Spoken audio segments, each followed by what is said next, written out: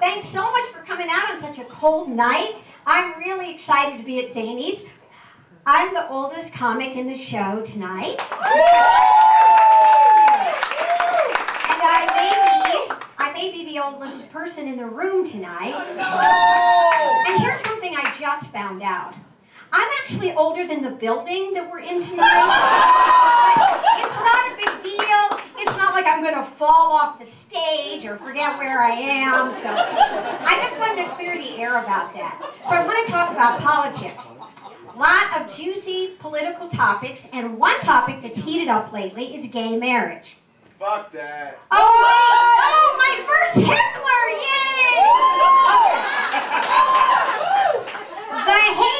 The haters of gay marriage say that gay marriage is a slippery slope. And what they mean by that is when we allow people of the same sex to get married, that opens the door then for other people to marry animals. What kind of animals? And where do you go to hook up with them? Well, if you live in Chicago, there is only one place you could go. Lincoln Park Zoo. Okay, you go, you get in, and then what? You can't mingle. The animals are behind bars. And you can't get a drink there either because there's no good kind of bars there. I don't think it's going to work. But I do think you could get a dog to marry you. Yeah. Especially if you had pig's ears, you know, those things, those treats, they just love those. But the problem with marrying a dog would happen after the wedding.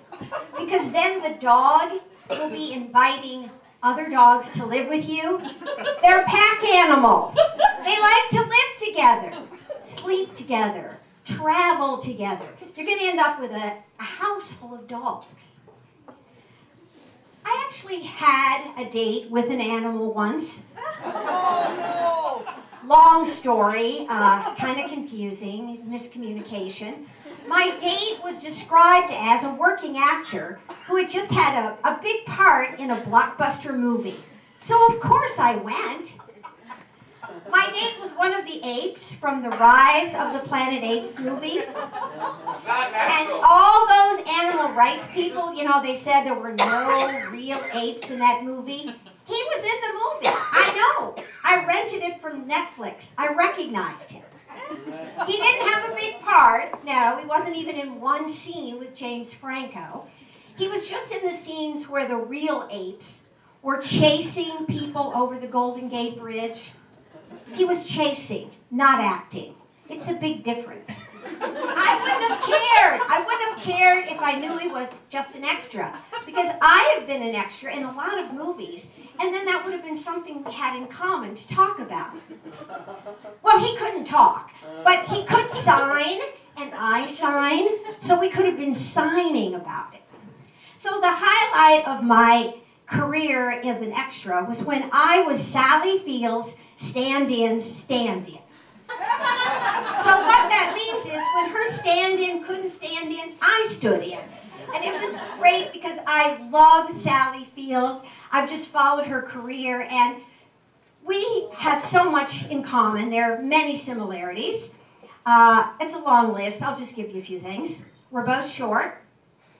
We're the same age. We both have 2 sons. She played a nun in a TV show. I went to Catholic school. Do you see where I'm going with this? See, these stands are just treacherous. Most of you,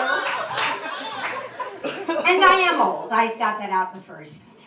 Most of you are too young, actually, to know that Sally Fields received 2 Oscars. And when she accepted her last Oscar, she said something. She said, "You like me. You really like me." I say that expression all the time. So we are so much alike.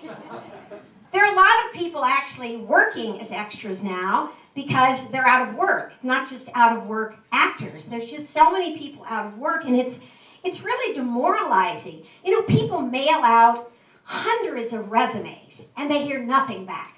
Nothing. And it's really traumatic because it reminds them of those other letters that they sent out that they never heard back from. The letters to Santa. You sent those letters out year after year. You never heard from Santa. I'm not talking about the phony letters from your parents or the people at the post office.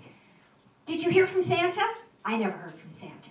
So you didn't hear from Santa, you don't hear from the employers. It's like a flashback. It's terrible. The other thing that's really bad about this job search is there's a lot of people out there giving out professional advice that are called career coaches. They have no credentials for that.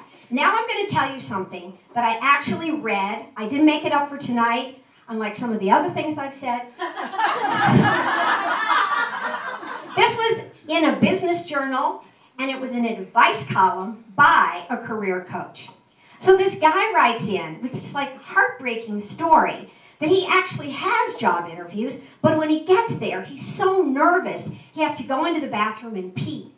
So he writes that on his last job interview, he got into the bathroom, and then his zipper stuck. So this is the advice that the career coach gave him.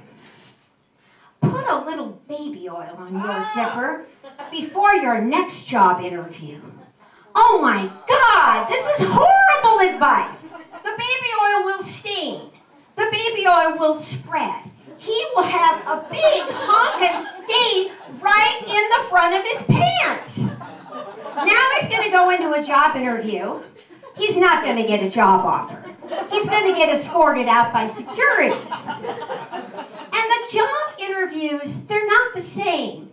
They don't ask you the same questions. They don't say, where do you see yourself in 5 years? Or, tell me about your strengths and maybe a time when you've made a difference. They don't say that. This is the question you'll get. What superhero would you be and why?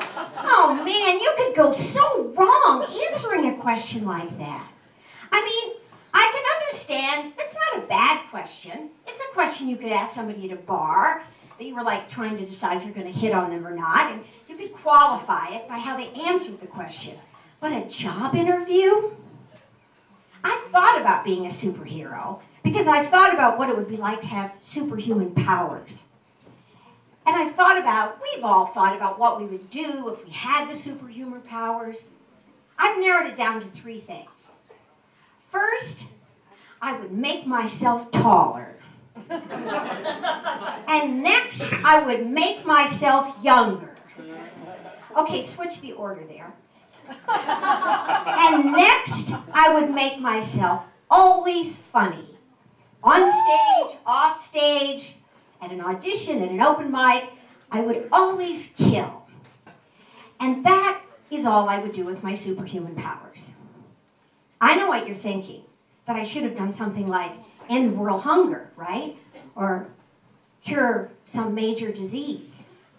Well, you can do that when you get your superhuman powers. Be my guest. I'm in a comedy show. I have to be funny. That stuff isn't funny. Good night. It was great to be with you. Enjoy the show.